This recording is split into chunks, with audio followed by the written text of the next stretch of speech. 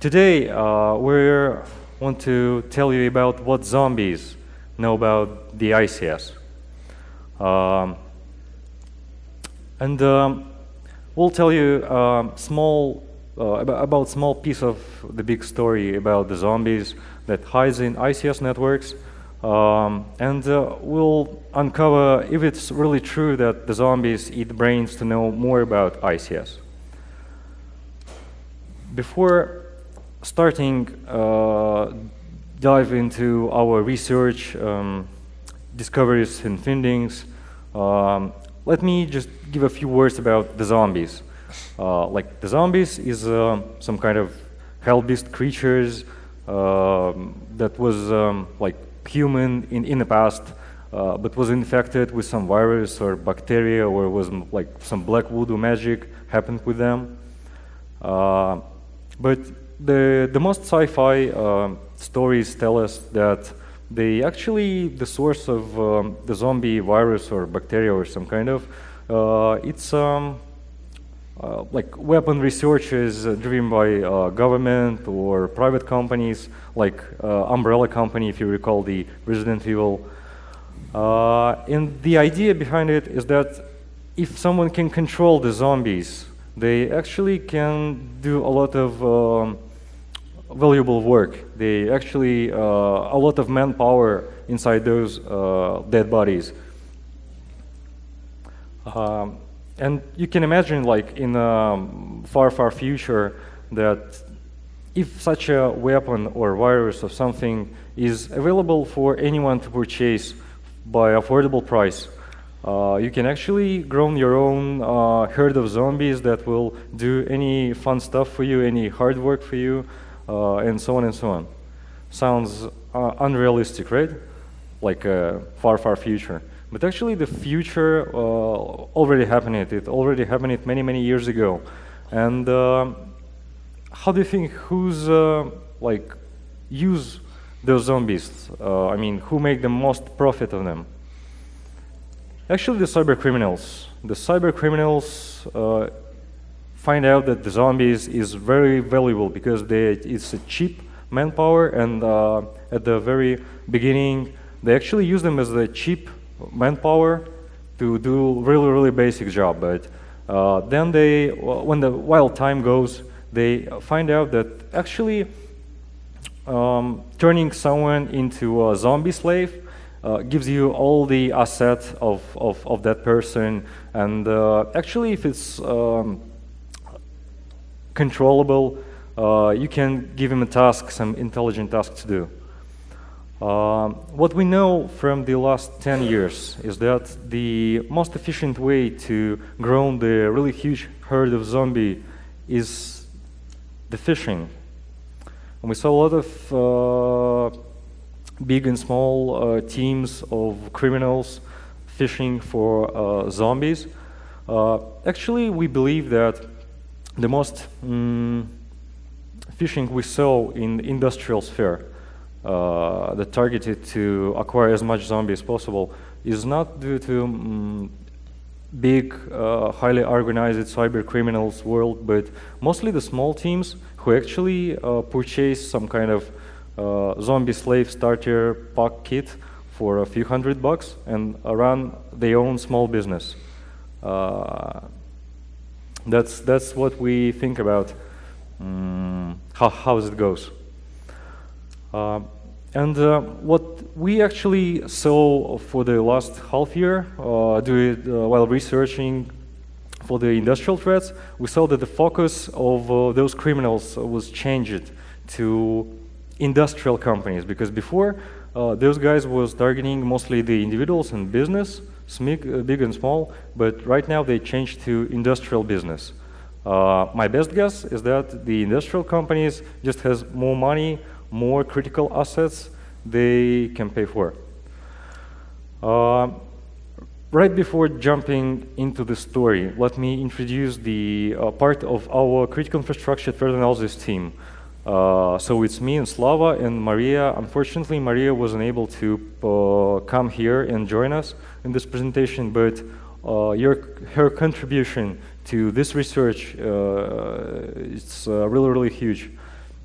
So we hope Maria join us next time with the next big research. Our team, Critical Infrastructure Threat Analysis, is the team who doing the threat analysis and monitoring for threats targeting industrial systems, industrial companies, and our mission is to timely identify those threats and share the information with the community, so the companies will know that they are targeting or their assets, some servers or some kind of infected. Actually, there are much more experts in our team. They are pen test experts, forensic experts, vulnerability researchers, and so on. Due to our routine of monitoring for industrial threats, we find out some unusual phishing emails at the very end of October 2016. Those emails contains attached documents that contains exploits. Actually, it was a dated exploit, nothing interesting.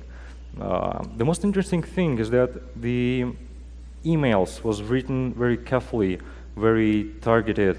It looks like a conversation between two employees from different companies, and you can see that it's some Nivar Kumar from REC, Universal Plastic Industries, pretending to send some very important documents that they agreed to share with them, and they're asking to look at the docs attached and reply ASAP. That's quite strange, because usually the phishing is much less carefully crafted.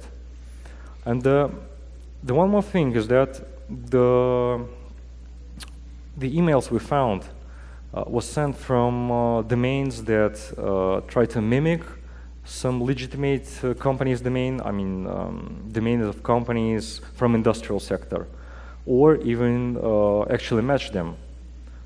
So we saw emails sent from legitimate domains of industrial companies, but we have no confirmation if the domain or account was hacked or the domain was spoofed. Looking to the other attachments of such phishing emails, we find out that actually the name of the files in archives and just attached are really carefully crafted as well. You can see it's not, like something usual like Swift document or some documents from bank. It's RFQ for OIA exchange metro station, some kind of project, and so on. So someone just spent a lot of time writing such targeted phishing. So we start our research at the end of October. We thought it's like some new wave of spear phishing attack targeted industrial companies, but we have like no clue about if there's some big attack or a big cyber criminal company doing this attack, or it's like small one. After analysis the few samples we found, we find out that the different samples was packed with a single packer written in C#. Actually, we already seen such packers in use, but this one was a bit customized. And such customization was the same between different samples in those emails we found. So we decided to create a heuristic that will detect all the samples packed by this packer. So we created a detection and start waiting. So we write signature for this packer from this attack and started to collect detected files. And then we understood several important things. At first, all collected files were connected with these spear phishing attacks. It shows that this packer wasn't used elsewhere except these attacks.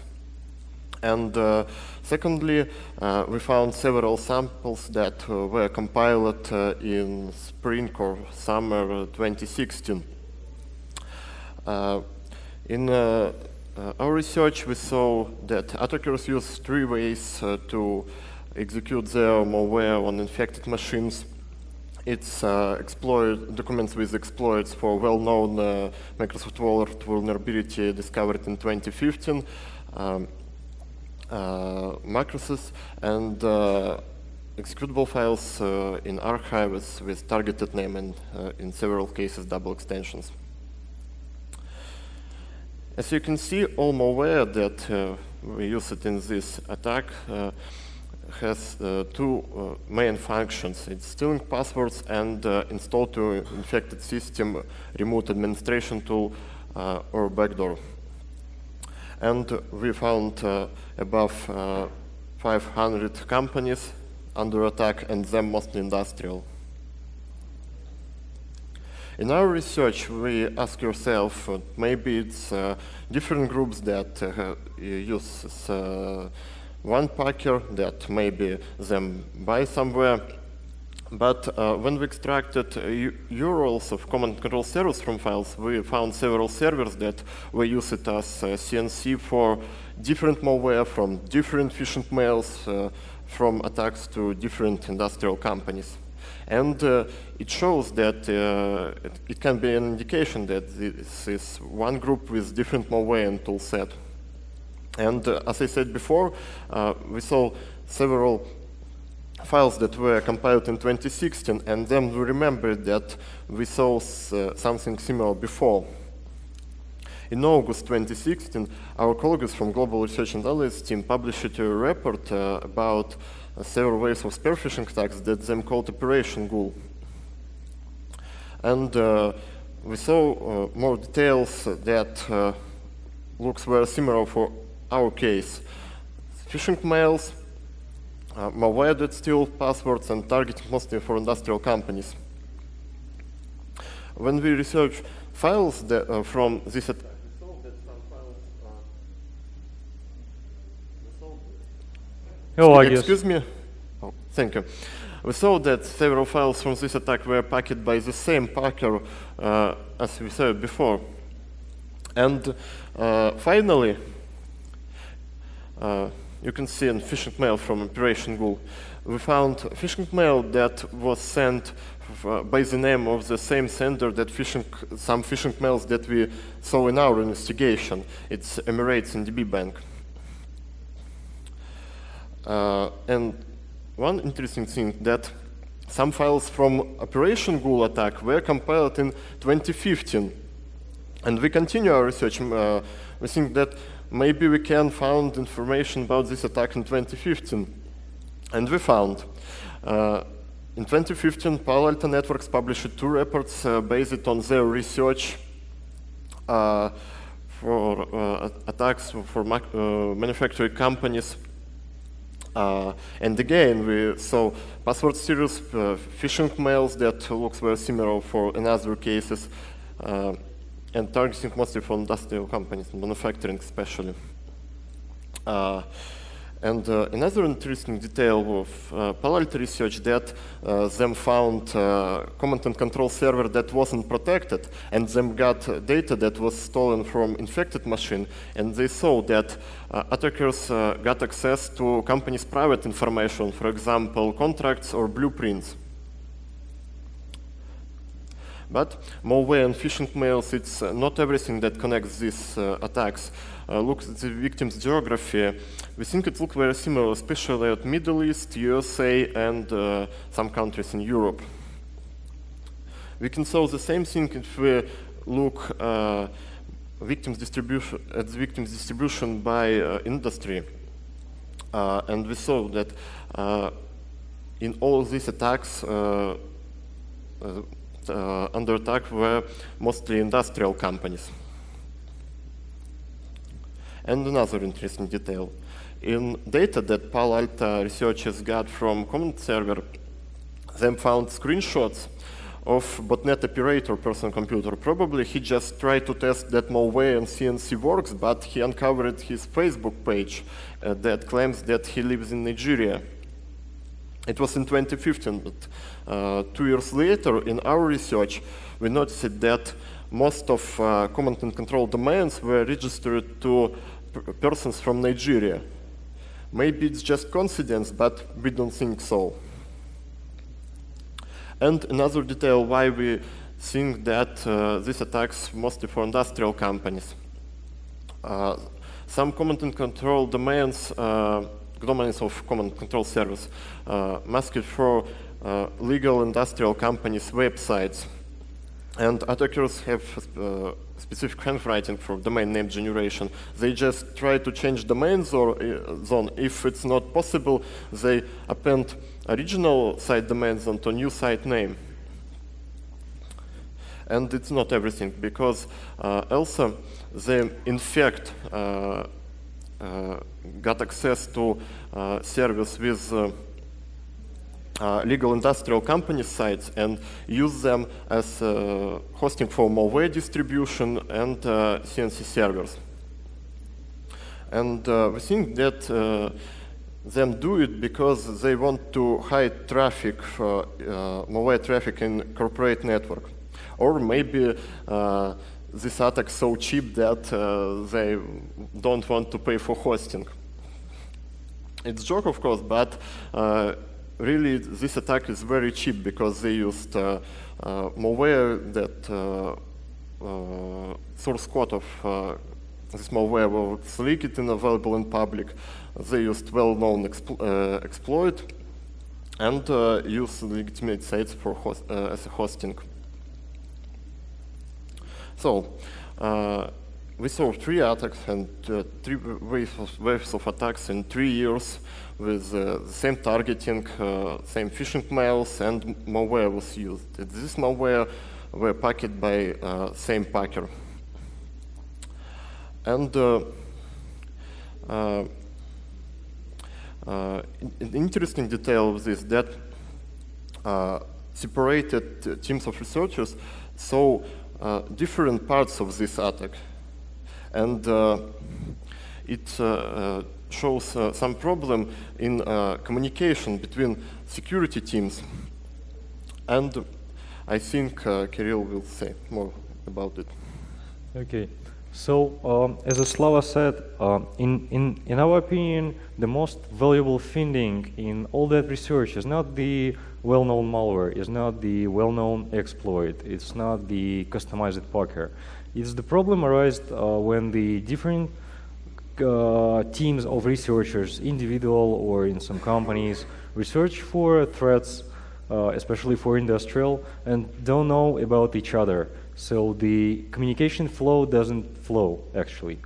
And that problem just show us that all of those teams, like as we start thinking that it's just one single wave of attack, and we discover all the links, and we discover how those links match between those 3 attacks.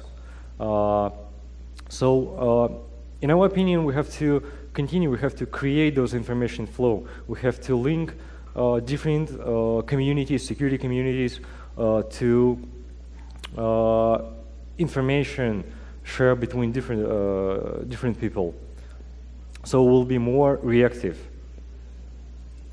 The fun thing is that while Googling for emails, phishing emails we found, we actually find out the FAQ that was placed on website of one of the industrial companies that produce some industrial hardware.